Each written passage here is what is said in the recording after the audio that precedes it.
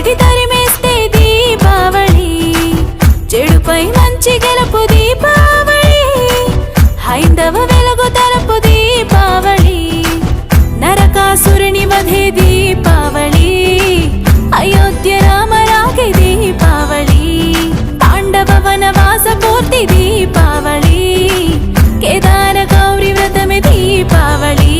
తప్పు చేస్తే ఎవరైనా శిక్ష తప్పదు ఏమైనా,